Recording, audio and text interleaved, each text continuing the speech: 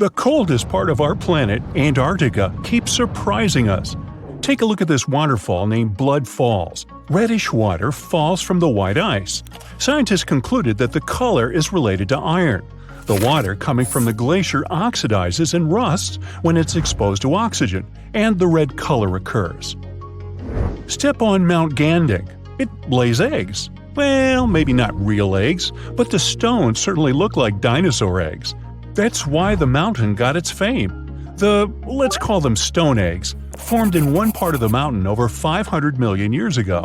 Interestingly, this phenomenon repeats once every 30 years. Eggs come out in various sizes and shades. The stones appear on the surface of the cliff.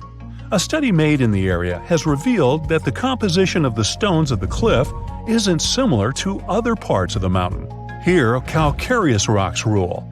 They're more prone to erosion. They ripen off day by day. It took 3 decades for the stones to get to the egg shape.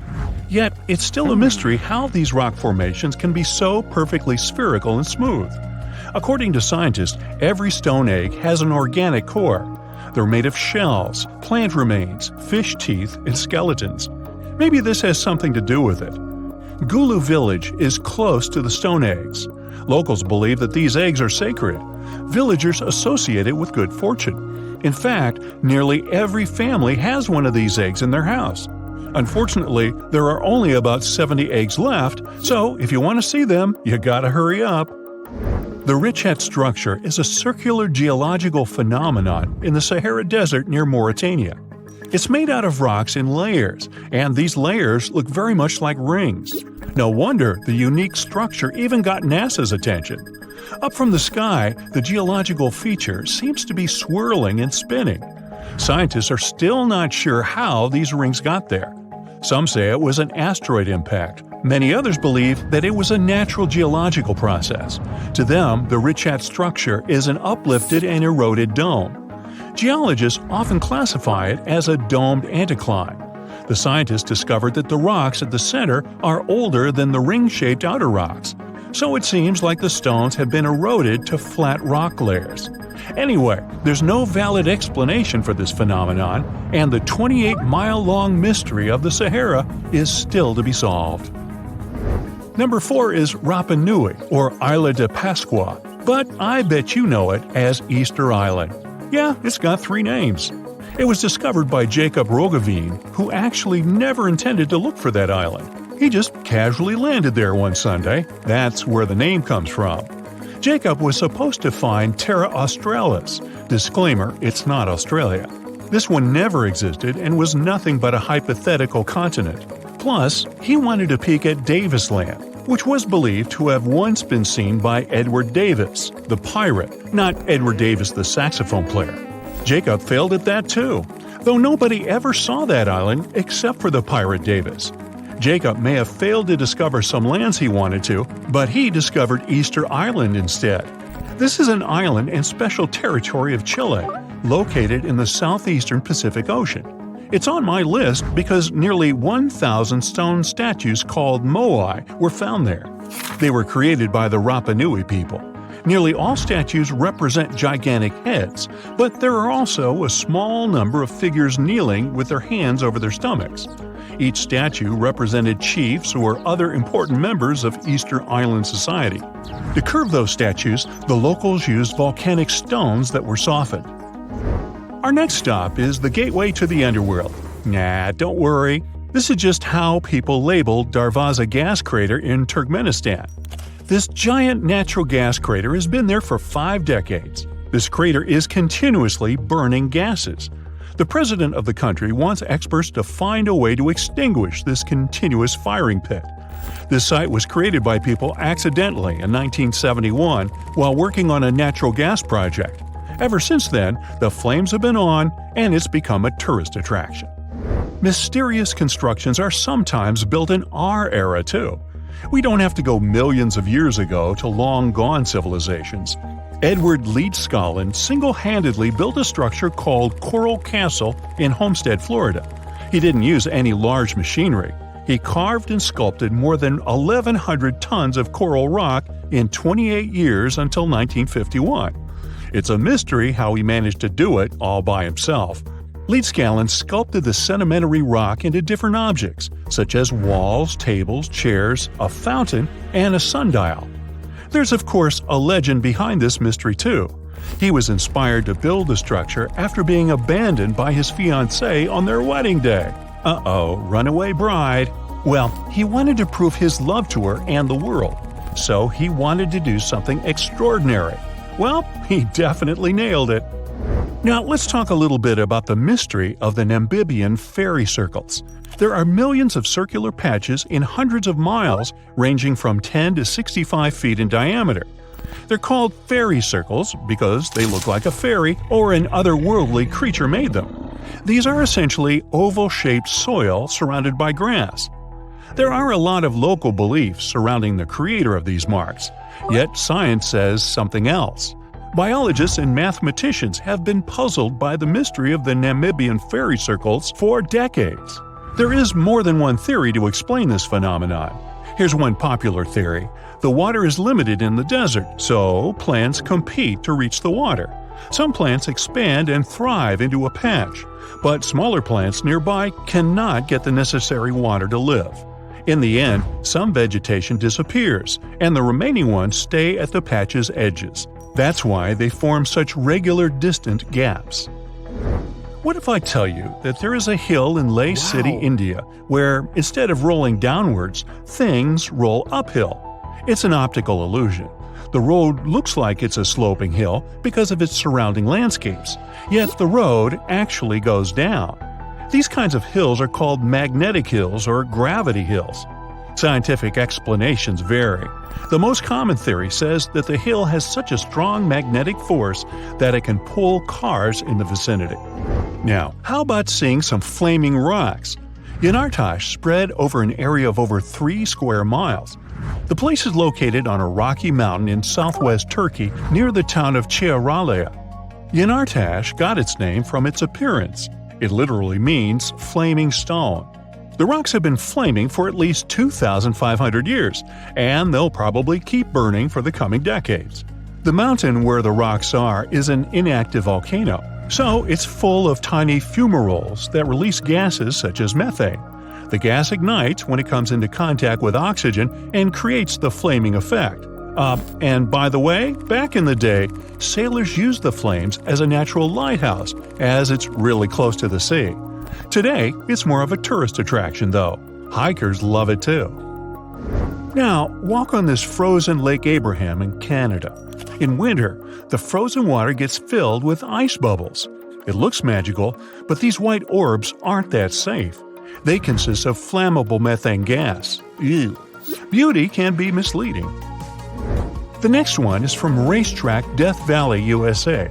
There is a dry lake bed with moving rocks. Now these odd rocks look as if they've been pushed or dragged by someone or something. They leave both a trail and a mystery behind. The force behind all this is now understood. Surprise! It's the wind and some ice. Scientists say the wind pushes the rocks during brief windows when the soil is covered with ice. Now, I can't help but notice that many mysterious things on Earth involve stones or rocks, or methane. Which one of these phenomena is your favorite? Have you ever wondered why mountains seem so still and silent? Well, prepare to be amazed because these majestic landforms have some hidden talents. You see, mountains are actually quite the performers. They have their own unique songs and dance routines. What does it mean and how does it work? Well, let's see. Get ready for a chilling revelation. Mount Everest has a secret nighttime symphony, and this mysterious music will send shivers down your spine. When darkness falls over the Himalayas, a strange, eerie chorus echoes through the glaciers surrounding the majestic peak. A team of researchers embarked on a quest to unravel the mystery. Led by the glaciologist Evgeny Podolsky, they trekked through the freezing temperatures of the Nepalese Himalayas. Their goal? To uncover the source of these hair-raising noises. The team was amazed by the incredible size and beauty of Mount Everest. During the day, the weather was nice and they could work comfortably.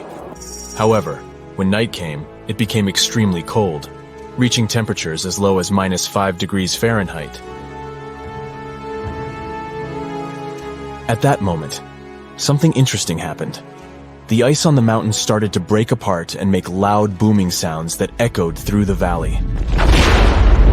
To solve the mystery, the team used advanced technology that is typically used to measure earthquakes. They placed sensors on the surface of the glacier and listened to the vibrations it created. They also looked at information about temperature and wind. By comparing all of this data, they made a very important and exciting discovery. The culprit behind this frozen orchestra? It's the sudden decrease in temperature. The icy surface of the glacier is very sensitive to these changes, causing it to crack and split with loud booming noises. This discovery helps scientists understand how glaciers behave in a world where climate change is becoming more pronounced. This adventure is really important because it gives scientists who study glaciers and the climate in faraway places like the Himalayas very valuable information. The melting of glaciers in that area is happening really fast, and that's a big problem. It's a serious threat to South Asia. Recent research shows that the glaciers have been melting 10 times faster in the past 40 years compared to the previous 700 years. But this isn't the only reason why mountains can make strange noises. Other mountains might also sing their own songs. For example, Mount Matterhorn. Guess what? Everything around us has its own special rhythm. Objects vibrate at certain frequencies because of their shape and what they're made of. You've probably seen it before with tuning forks and wine glasses. When they're hit with the right frequency, they start shaking and making sounds. But here's something cool. Even mountains have their own groove. They vibrate in their own unique way. Jeffrey Moore and his team of adventurous scientists wanted to find out if mountains can dance to their own music, just like bridges and tall buildings. They thought that the special shapes of mountains might make them vibrate at certain frequencies, which is called resonance. But testing this idea wasn't easy. Unlike buildings that engineers can shake or bridges that vehicles can drive over, mountains are massive and hard. It's hard to make them move on purpose. Not giving up, Moore and his team took on a big project. They wanted to study how the shaking of the earth affected the famous Matterhorn mountain. This incredible mountain is located on the border of Italy and Switzerland. It looks like a pyramid. It's really tall, reaching about 15,000 feet high. It has 4 sides facing north, south, east, and west. With the help of helicopters, the scientists put special devices called seismometers in specific places on the mountain. One was placed at the very top and used solar power to work. It was as small as a coffee cup. Another seismometer was tucked beneath the floorboards of a cozy hut on the mountain, and a third one was placed at the base of the mountain to compare the measurements. Together, they were the tiny observers that kept recording the movements of the mountain all the time. And they finally detected it. Even though the mountain's movements are incredibly small, scientists discovered that the Matterhorn gently sways back and forth about once every 2 seconds. What's truly surprising is that the top of the mountain moves up to 14 times more than its base. The Eiffel Tower kinda does the same thing.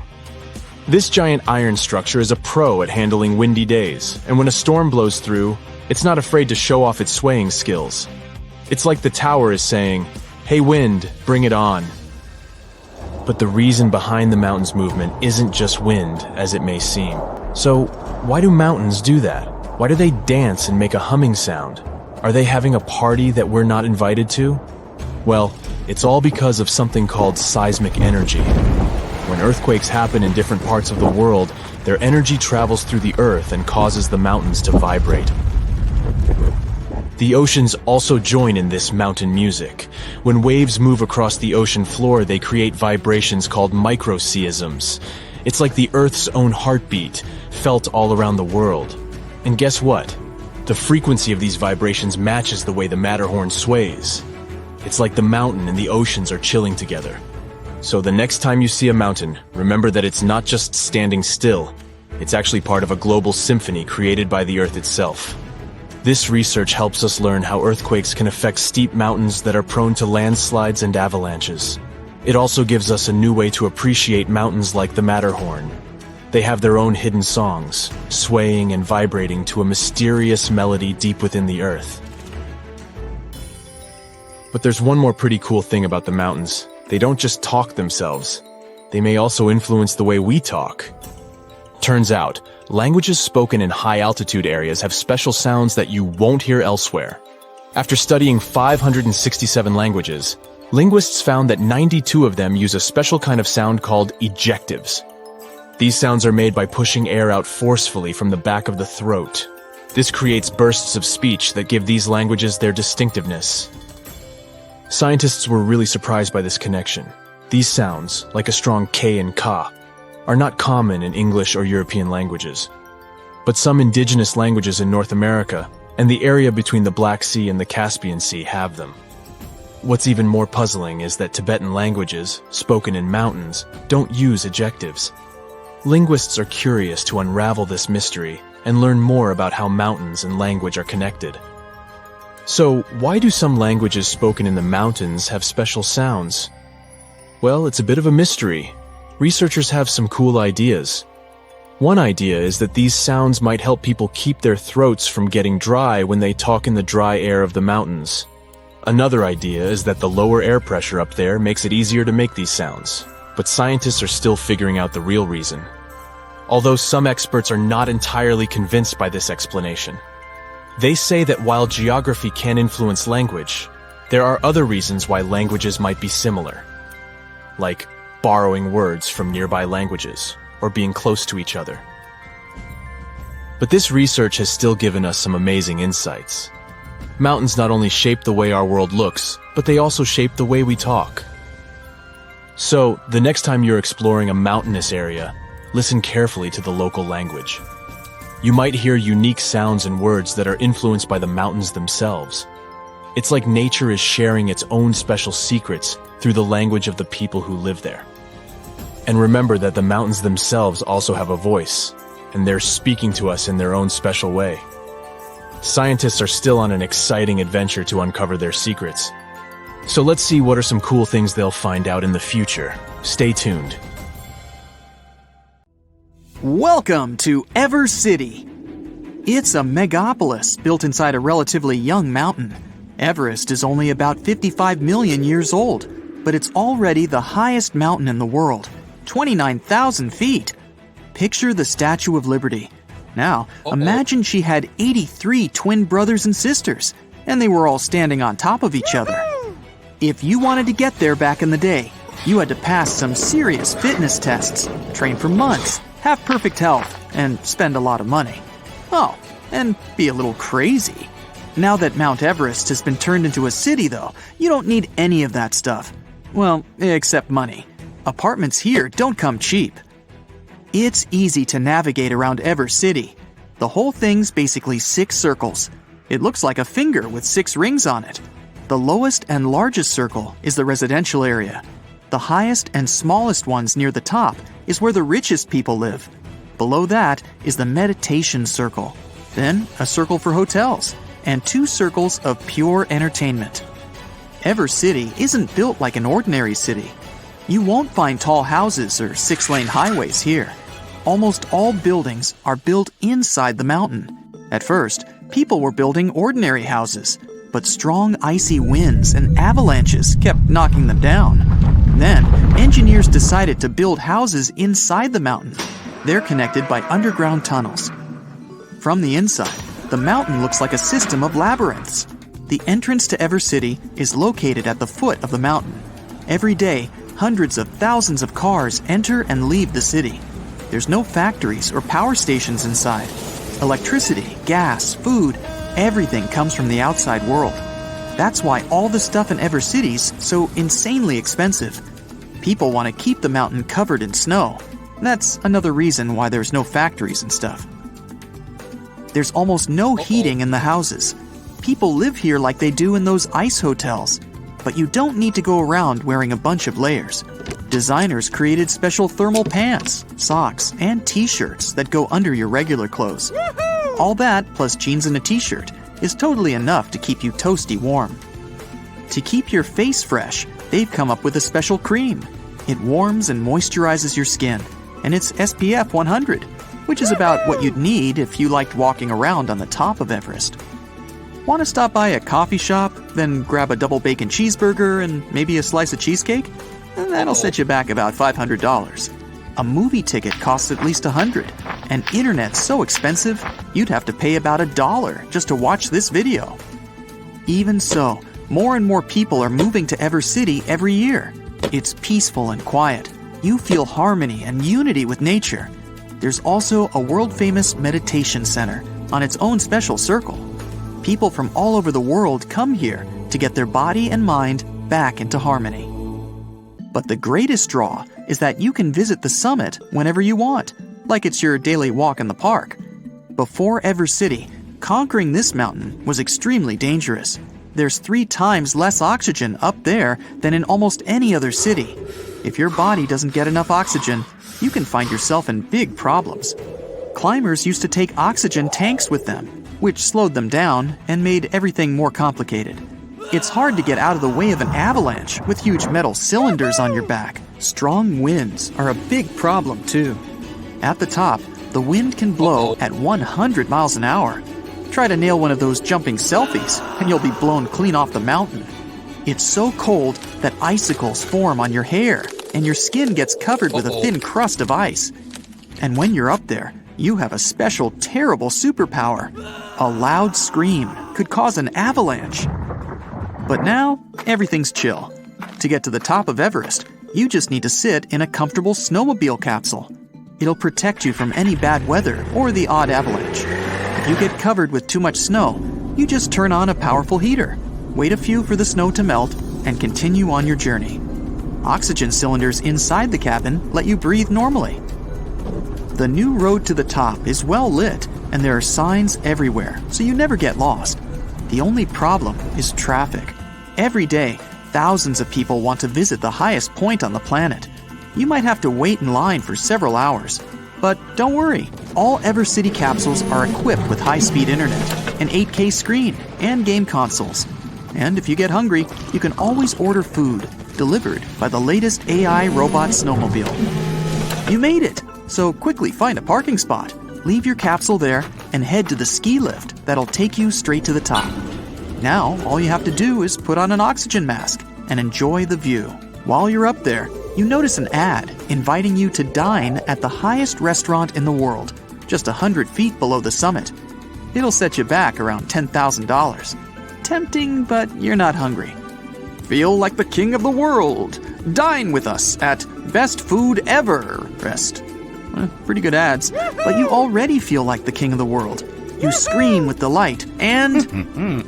well, unfortunately, you just can't stay up there forever. There's not that much space at the top, so they only give you about a minute to enjoy the view. But it's okay, you can come back tomorrow. There are 2 ways back down the mountain. You can get in your capsule and drive home, or grab a snowboard and ride down. But before you rent some skis or snowboard, you need to show your Everest driver's license. It says if you've passed the special snowboard and skiing test. You take a snowboard and jet down a lit track. You zoom past the top of some houses sticking out just below the summit.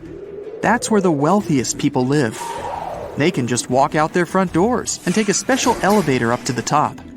You'd need to be a billionaire to have one of those houses, but there are over 2,000 of them right now, about half of them from the USA and China. Unfortunately, you live much lower down the mountain, but that has its advantages. The lower you live, the less you pay for food, entertainment, and electricity. You glide into the meditation center for a bit. A special ventilation system delivers air directly from the top of the mountain, plus a little added oxygen. You breathe in pure harmony. All 6 rings of Everest City have 360-degree views, and from way up there, all you can see is peaceful snowy mountains, mixing with wispy clouds. After meditation, you head down to the entertainment rings. They've got it all. Coffee shops, any meal you can think of, shows, bowling, arcades, even an ice skating rink that's half inside, half outside the mountain. There are different gyms, but they all have one thing in common: sunbaths. You lie down in a hammock or bed, and curtains slide apart above your head. The sun shines through the sealed windows, and you get a full dose of the purest sunlight on Earth. Just 5 minutes, and you're ready for the rest of your day. If you don't want to go outside anymore, you can get home through the tunnels. They're not dark and cold, if that's what you're thinking. Everest City tunnels look like ice caves, lit up by hundreds of lights. It feels like a snowy fairy tale. After a short walk, you get to your apartment. It's compact, but cozy. To save money on electricity, you chose to go without a fridge. No problem, you keep your food in a little box just outside your window. The snow will keep it cold. With the help of a heating and filtration system, you get all the water you need from the millions of tons of snow on Everest. It's the cleanest water around. In the evening, you go down and watch a movie. There's an outdoor cinema at the foot of the mountain. At night, a huge machine projects movies directly onto the snowy surface of Everest. You watch the movie in capsules, either alone or in groups, kind of like a drive-in. Come on over! Visit Everest City any time of the year. The Himalayas have some of the highest peaks in the world, including Mount Everest. But it's no surprise airplanes find it difficult to navigate the area. But why are commercial airplanes actually banned from flying there? For starters, these mountains have an average height of more than 20,000 feet. Mount Everest, the highest mountain in the entire world, stands at 29,037 feet high above sea level.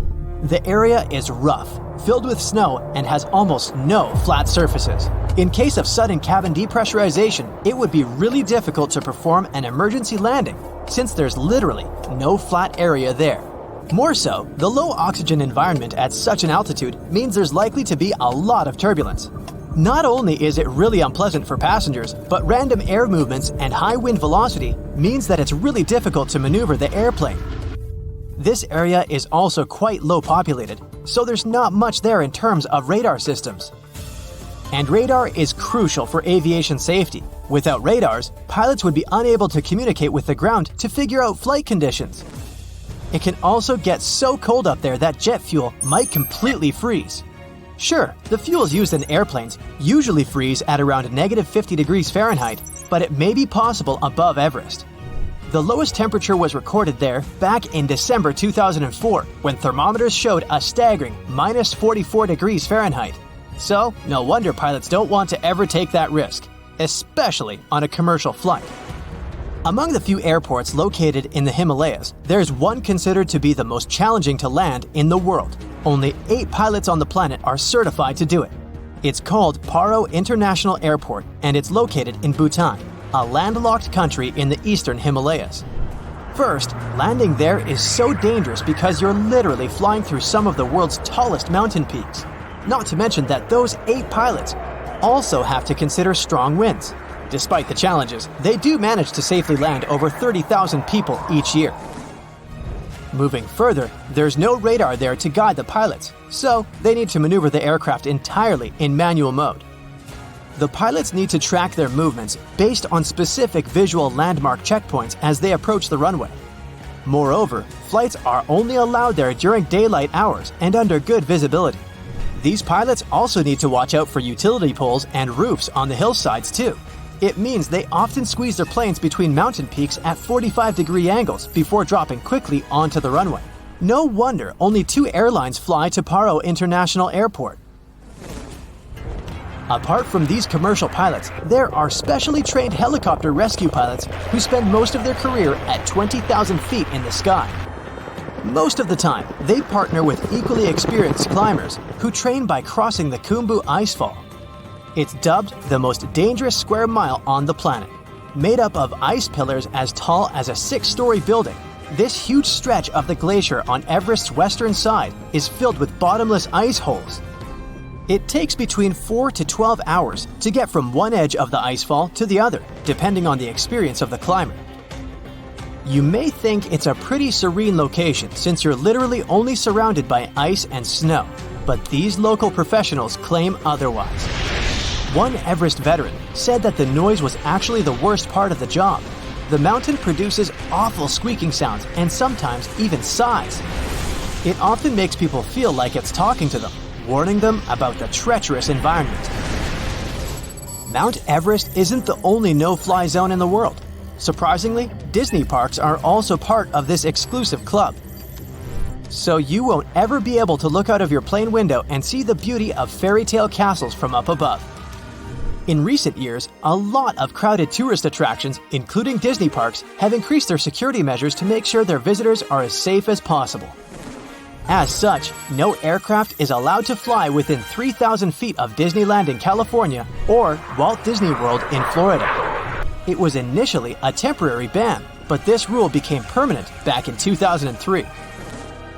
Some other places don't have planes flying over them because of their historical importance, like Machu Picchu, located in the Peruvian Andes Mountains. There's also a large number of rare wildlife species and plants that grow exclusively in this area. It's crucial that they're protected as well as possible. What does it have to do with planes not flying over that area? Firstly, it reduces the volume of harmful chemicals in the area. Secondly, if a plane ever needed to perform an emergency landing in this location, it'd cause irreversible damage to buildings and wildlife.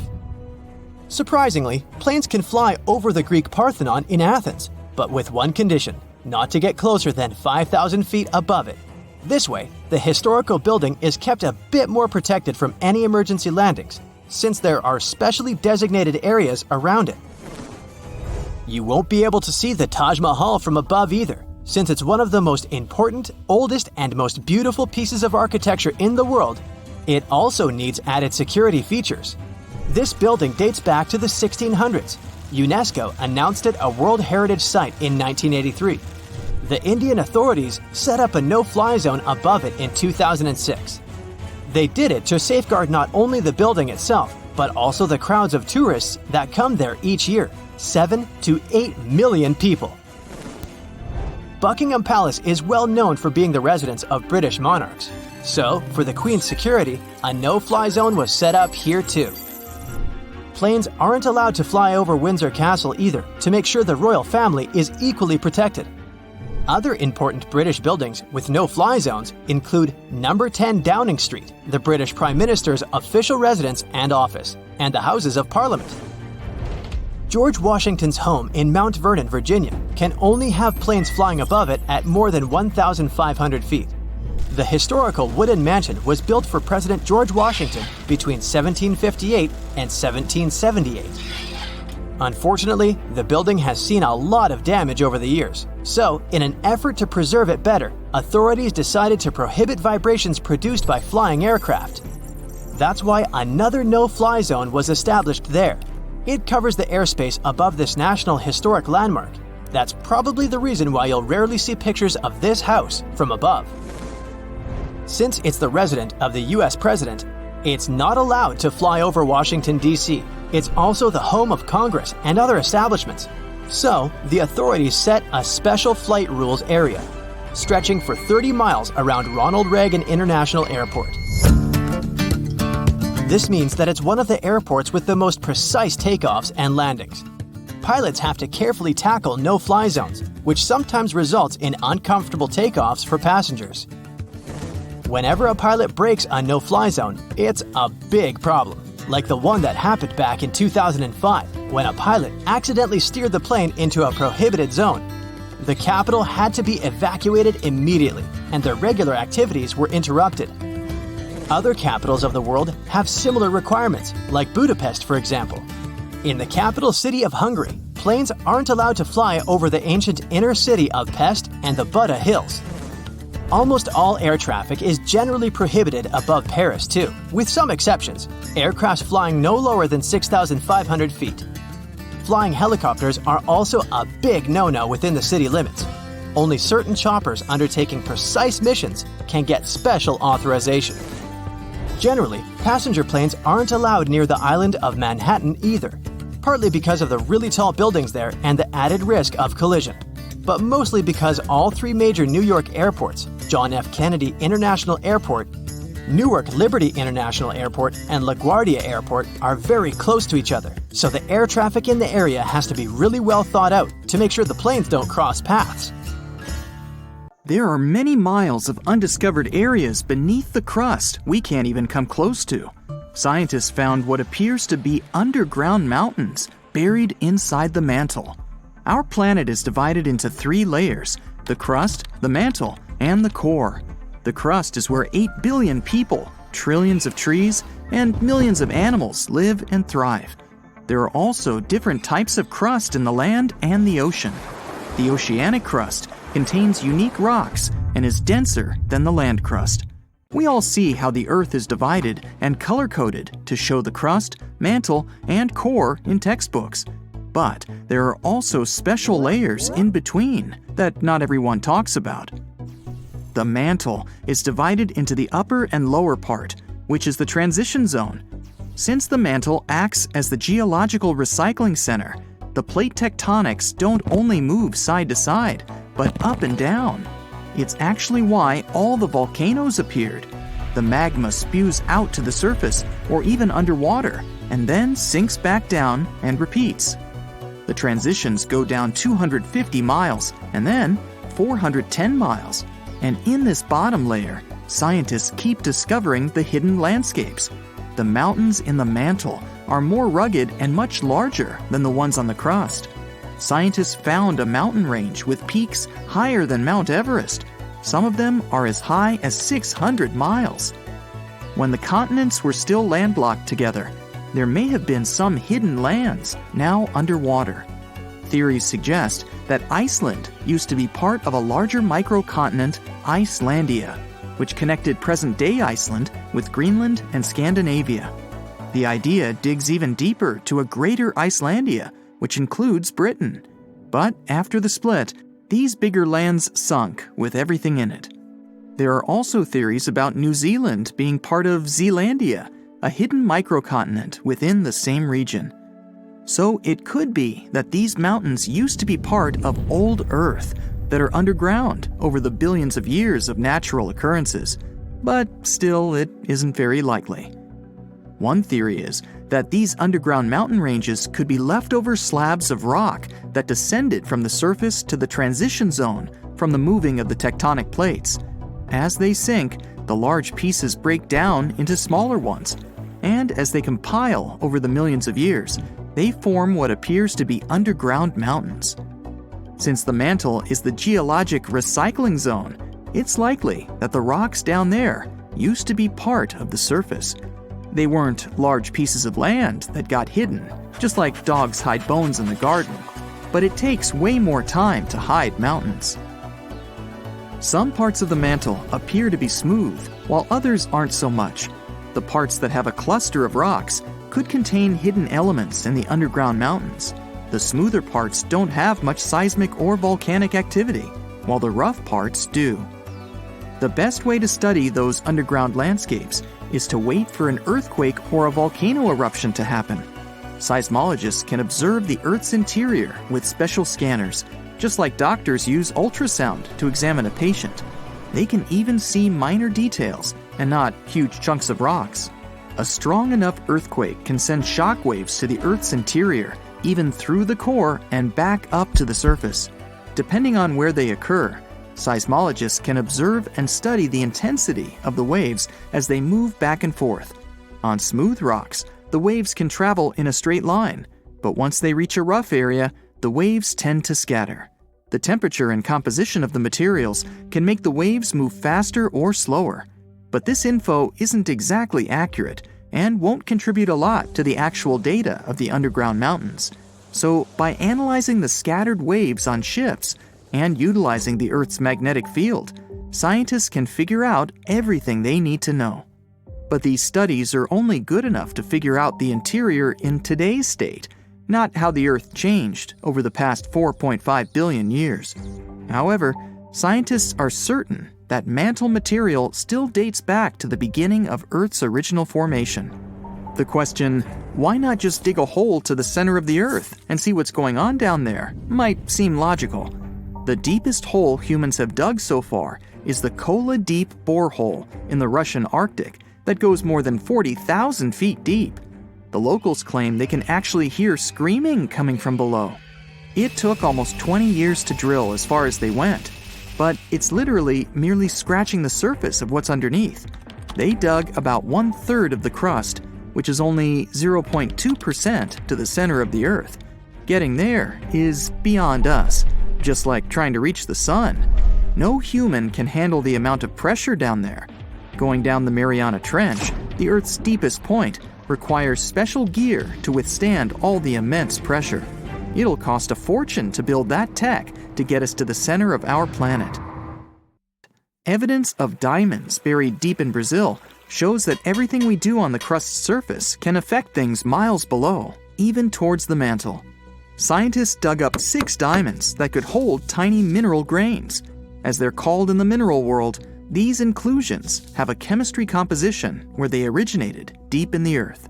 Typical diamonds are formed at depths less than 125 miles in the upper mantle, where it's extremely hot. The high pressure and boiling temperature down crystallizes carbon and creates diamonds. But humans can't dig all the way down there.